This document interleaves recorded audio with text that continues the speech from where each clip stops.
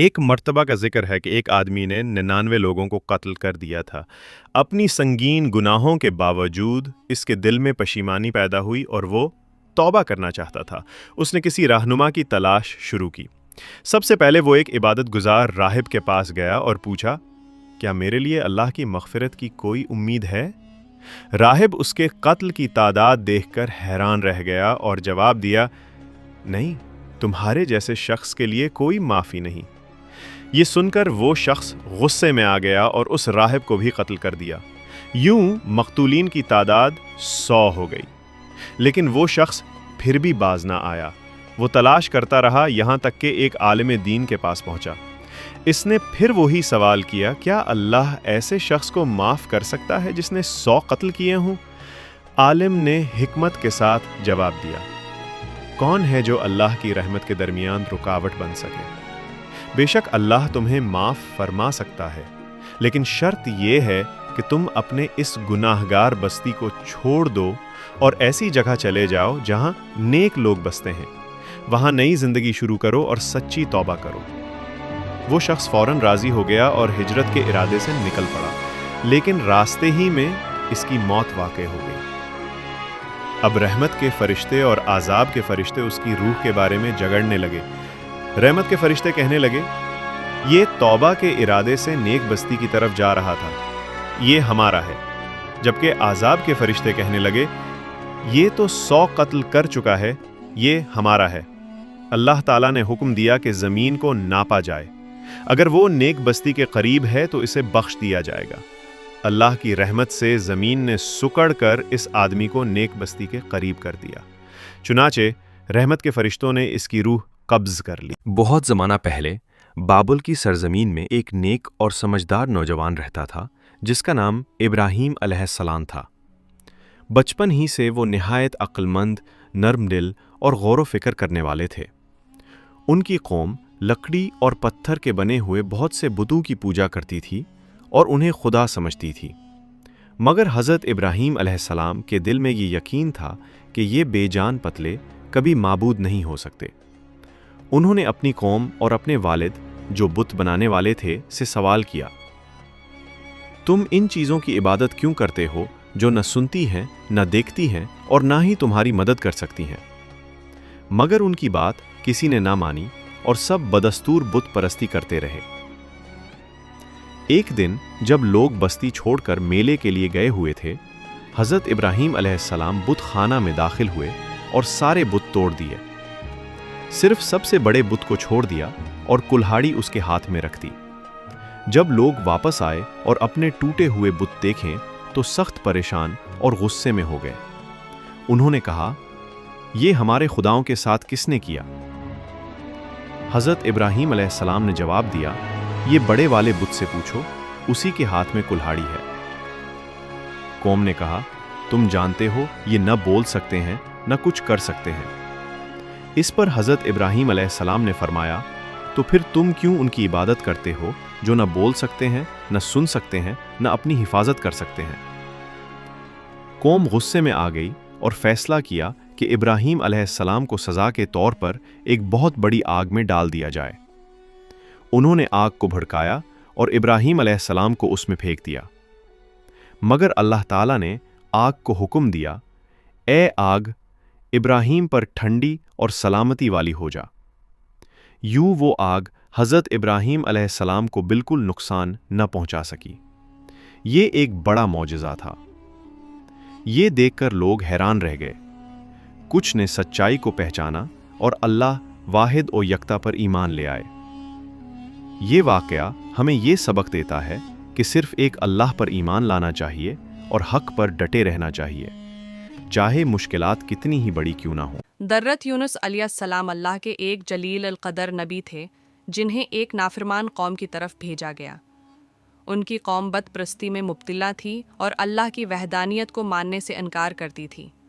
حضرت یونس علیہ السلام نے انہیں توحید اور نیکی کی طرف بلایا، مگر وہ نہ صرف انکار کرتے بلکہ ان کا مذاق بھی اڑاتے تھے۔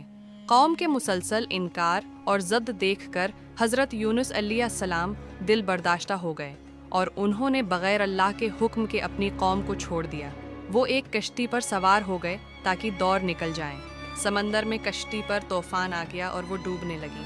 ملاحوں نے فیصلہ کیا کہ کسی کو کشتی سے باہر پھینکنا ضروری ہے۔ قرعہ ڈالا گیا تو حضرت یونس علیہ السلام کا نام نکلا۔ انہیں سمندر میں ڈال دیا گیا۔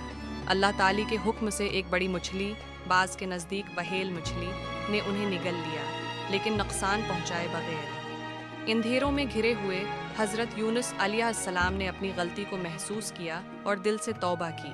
انہوں نے بڑی عاجزی سے دعا کی، لا الہ الا انت سبحانک انی کنت من الظالمین۔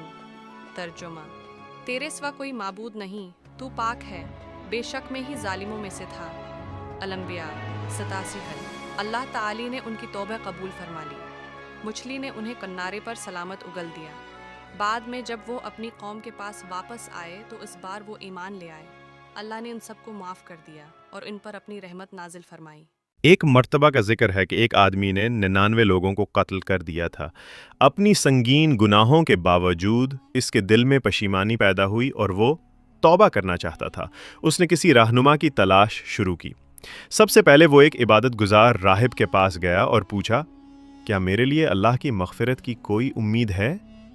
راہب اس کے قتل کی تعداد دیکھ کر حیران رہ گیا اور جواب دیا، نہیں، تمہارے جیسے شخص کے لیے کوئی معافی نہیں۔ یہ سن کر وہ شخص غصے میں آ گیا اور اس راہب کو بھی قتل کر دیا۔ یوں مقتولین کی تعداد 100 ہو گئی۔ لیکن وہ شخص پھر بھی باز نہ آیا۔ وہ تلاش کرتا رہا یہاں تک کہ ایک عالم دین کے پاس پہنچا۔ اس نے پھر وہی سوال کیا، کیا اللہ ایسے شخص کو معاف کر سکتا ہے جس نے 100 قتل کیے ہوں؟ عالم نے حکمت کے ساتھ جواب دیا، کون ہے جو اللہ کی رحمت کے درمیان رکاوٹ بن سکے؟ بے شک اللہ تمہیں معاف فرما سکتا ہے، لیکن شرط یہ ہے کہ تم اپنے اس گناہگار بستی کو چھوڑ دو اور ایسی جگہ چلے جاؤ جہاں نیک لوگ بستے ہیں۔ وہاں نئی زندگی شروع کرو اور سچی توبہ کرو۔ وہ شخص فوراً راضی ہو گیا اور ہجرت کے ارادے سے نکل پڑا، لیکن راستے ہی میں اس کی موت واقع ہو گئی۔ اب رحمت کے فرشتے اور عذاب کے فرشتے اس کی روح کے بارے میں جگڑنے لگے۔ رحمت کے فرشتے کہنے لگے، یہ توبہ کے ارادے سے نیک بستی کی طرف جا رہا تھا، یہ ہمارا ہے۔ جبکہ عذاب کے فرشتے کہنے لگے، یہ تو 100 قتل کر چکا ہے، یہ ہمارا ہے۔ اللہ تعالیٰ نے حکم دیا کہ زمین کو ناپا جائے، اگر وہ نیک بستی کے قریب ہے تو اسے بخش دیا جائے گا۔ اللہ کی رحمت سے زمین نے سکڑ کر اس آدمی کو نیک بستی کے قریب کر دیا۔ چنانچہ رحمت کے فرشتوں نے اس کی روح قبض کر لی۔ بہت زمانہ پہلے بابل کی سرزمین میں ایک نیک اور سمجھدار نوجوان رہتا تھا جس کا نام ابراہیم علیہ السلام تھا۔ بچپن ہی سے وہ نہایت عقل مند، نرم دل اور غور و فکر کرنے والے تھے۔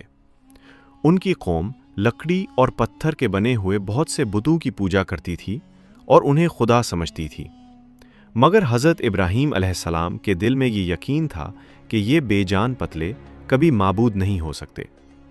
انہوں نے اپنی قوم اور اپنے والد جو بت بنانے والے تھے سے سوال کیا، تم ان چیزوں کی عبادت کیوں کرتے ہو جو نہ سنتی ہیں، نہ دیکھتی ہیں اور نہ ہی تمہاری مدد کر سکتی ہیں؟ مگر ان کی بات کسی نے نہ مانی اور سب بدستور بت پرستی کرتے رہے۔ ایک دن جب لوگ بستی چھوڑ کر میلے کے لیے گئے ہوئے تھے، حضرت ابراہیم علیہ السلام بت خانہ میں داخل ہوئے اور سارے بت توڑ دیے۔ صرف سب سے بڑے بت کو چھوڑ دیا اور کلہاڑی اس کے ہاتھ میں رکھ دی۔ جب لوگ واپس آئے اور اپنے ٹوٹے ہوئے بت دیکھیں تو سخت پریشان اور غصے میں ہو گئے۔ انہوں نے کہا، یہ ہمارے خداؤں کے ساتھ کس نے کیا؟ حضرت ابراہیم علیہ السلام نے جواب دیا، یہ بڑے والے بت سے پوچھو، اسی کے ہاتھ میں کلہاڑی ہے۔ قوم نے کہا، تم جانتے ہو یہ نہ بول سکتے ہیں نہ کچھ کر سکتے ہیں۔ اس پر حضرت ابراہیم علیہ السلام نے فرمایا، تو پھر تم کیوں ان کی عبادت کرتے ہو جو نہ بول سکتے ہیں، نہ سن سکتے ہیں، نہ اپنی حفاظت کر سکتے ہیں؟ قوم غصے میں آ گئی اور فیصلہ کیا کہ ابراہیم علیہ السلام کو سزا کے طور پر ایک بہت بڑی آگ میں ڈال دیا جائے۔ انہوں نے آگ کو بھڑکایا اور ابراہیم علیہ السلام کو اس میں پھینک دیا، مگر اللہ تعالیٰ نے آگ کو حکم دیا، اے آگ، ابراہیم پر ٹھنڈی اور سلامتی والی ہو جا۔ یوں وہ آگ حضرت ابراہیم علیہ السلام کو بالکل نقصان نہ پہنچا سکی۔ یہ ایک بڑا معجزہ تھا۔ یہ دیکھ کر لوگ حیران رہ گئے۔ کچھ نے سچائی کو پہچانا اور اللہ واحد و یکتا پر ایمان لے آئے۔ یہ واقعہ ہمیں یہ سبق دیتا ہے کہ صرف ایک اللہ پر ایمان لانا چاہیے اور حق پر ڈٹے رہنا چاہیے، چاہے مشکلات کتنی ہی بڑی کیوں نہ ہوں۔ درت یونس علیہ السلام اللہ کے ایک جلیل القدر نبی تھے جنہیں ایک نافرمان قوم کی طرف بھیجا گیا۔ ان کی قوم بت پرستی میں مبتلا تھی اور اللہ کی وحدانیت کو ماننے سے انکار کرتی تھی۔ حضرت یونس علیہ السلام نے انہیں توحید اور نیکی کی طرف بلایا، مگر وہ نہ صرف انکار کرتے بلکہ ان کا مذاق بھی اڑاتے تھے۔ قوم کے مسلسل انکار اور ضد دیکھ کر حضرت یونس علیہ السلام دل برداشتہ ہو گئے اور انہوں نے بغیر اللہ کے حکم کے اپنی قوم کو چھوڑ دیا۔ وہ ایک کشتی پر سوار ہو گئے تاکہ دور نکل جائیں۔ سمندر میں کشتی پر طوفان آ گیا اور وہ ڈوبنے لگی۔ ملاحوں نے فیصلہ کیا کہ کسی کو کشتی سے باہر پھینکنا ضروری ہے۔ قرعہ ڈالا گیا تو حضرت یونس علیہ السلام کا نام نکلا۔ انہیں سمندر میں ڈال دیا گیا۔ اللہ تعالی کے حکم سے ایک بڑی مچھلی، بعض کے نزدیک وہیل مچھلی، نے انہیں نگل لیا، لیکن نقصان پہنچائے بغیر۔ اندھیروں میں گھرے ہوئے حضرت یونس علیہ السلام نے اپنی غلطی کو محسوس کیا اور دل سے توبہ کی۔ انہوں نے بڑی عاجزی سے دعا کی، لا الہ الا انت سبحانک انی کنت من الظالمین۔ ترجمہ: تیرے سوا کوئی معبود نہیں، تو پاک ہے، بے شک میں ہی ظالموں میں سے تھا۔ الانبیاء 87 حل۔ اللہ تعالی نے ان کی توبہ قبول فرما لی۔ مچھلی نے انہیں کنارے پر سلامت اگل دیا۔ بعد میں جب وہ اپنی قوم کے پاس واپس آئے تو اس بار وہ ایمان لے آئے۔ اللہ نے ان سب کو معاف کر دیا اور ان پر اپنی رحمت نازل فرمائی۔